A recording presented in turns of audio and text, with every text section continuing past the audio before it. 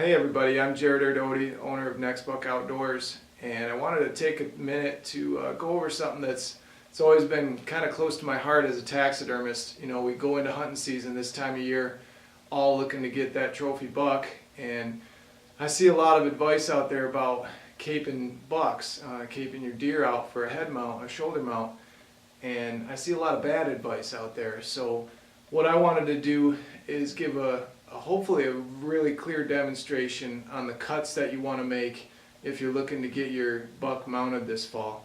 In this day and age, there's a lot of different forms out there for taxidermy, and many of them have a really full shoulder. So in many cases people talk about going between the legs, and that's really not what you want to do, because the forms nowadays have a real full shoulder, or it certainly at least gives you the option.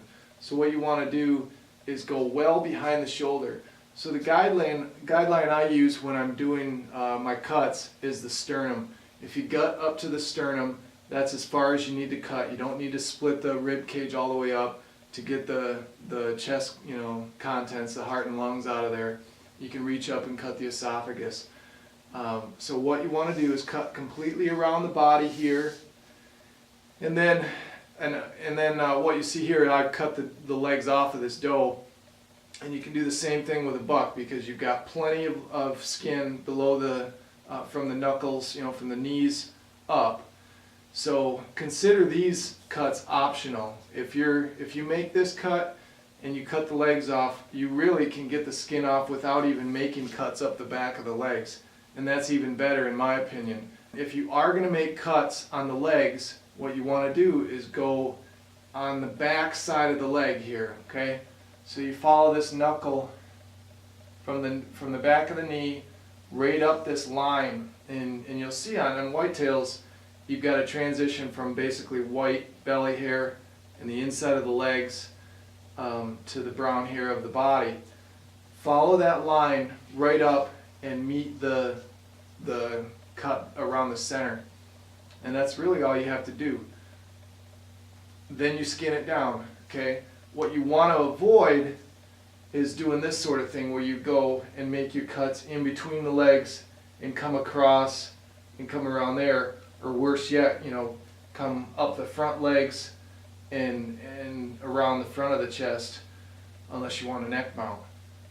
What I see a lot also is guys will cut real short in here. They'll cut around the legs too high, and again, a lot of today's taxidermy forms have a real full shoulder, and they show more of the lower part of the upper part of that front leg.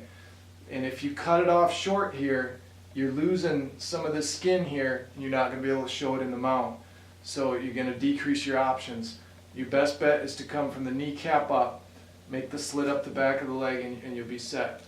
Now, as far as the cut on the back, the traditional method has always been cut it all the way up, a dorsal incision, and from the, between the ears all the way back to the cut around the body.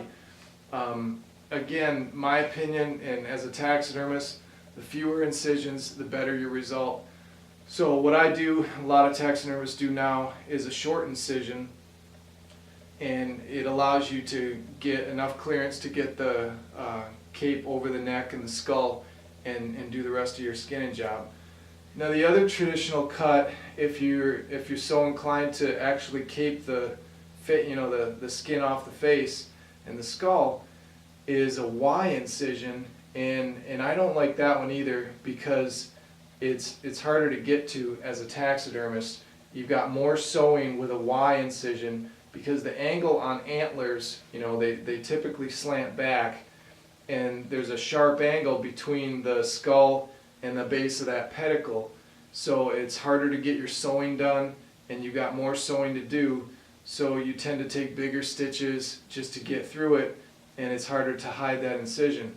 So what I will do is I'll do a short T incision from the middle of the pedicles, and I just connect those, okay?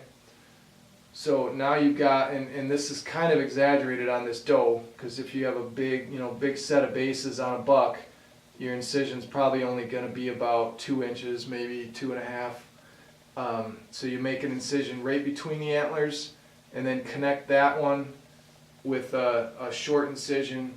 Depending on the size of the neck on that buck, you're going to want to go back, you know, as far as you have to be able to slip the skin over the neck. Okay? So keep these cuts in mind this fall. When you get that next buck and you're ready for another mount on your wall, your taxidermist will thank you for knowing how to keep your deer properly.